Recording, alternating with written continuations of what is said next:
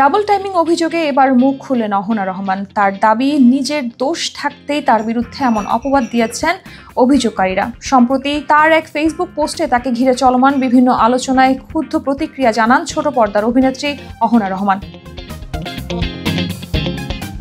সম্প্রতি অহনার বিরুদ্ধে এমন অভিযোগ তোলেন অভিনেতা শামীম হাসান সরকার। তাদের পুরনো সম্পর্কের জের টেনে শামীম বলেন, অহনাই ডাবল টাইমিং করেছে। নিজের বিরুদ্ধে ওঠা এমন ইঙ্গিতপূর্ণ অভিযোগে অত্যন্ত ক্ষুব্ধ ও আহত হন অভিনেত্রী অহনা। কারো ব্যক্তিগত সমস্যায় তাকে জড়িয়ে সংবাদ প্রকাশ না করার অনুরোধ জানিয়ে তিনি বলেন, দয়া করে অন্যের গল্পে আমাকে জড়িয়ে হেডলাইন করবেন না।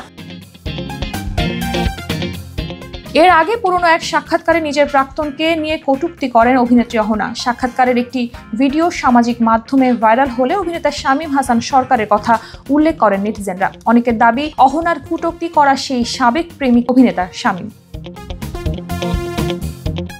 পরবর্তীতে এক সংবাদ সম্মেলনে এ নিয়ে মুখ খোলেন অভিনেতা শামীম। তার দাবি, অহনার কটূক্তি করা সেই প্রেমিক তিনি নন, বরং বরবাদ সিনেমার পরিচালক মেহেদী হাসান হৃদয়। তিনি জানান, হৃদয় অহনার প্রায় 5 বছরের সম্পর্ক ছিল। অন্যদিকে শামীমের সঙ্গে অহনার সম্পর্ক ছিল 7 মাস। তার সাথে সম্পর্কে জড়ানোর পরও অহনার সাবেক প্রেমিকের সঙ্গে সম্পর্ক বজায় রেখেছিলেন বলে দাবি করেছেন শামীম। শামীমের এমন মন্তব্যের পর বিষয়টি নিয়ে ফেসবুকে পোস্ট দেন অভিনেত্রী অহনা। শামীম হাসান সরকারকে উদ্দেশ্য করে তিনি লেখেন, আপনি যা বলেছেন ঠিক বলেছেন কি? নিজের দোষ থাকতেই কি এমন অপবাদ দিয়েছেন?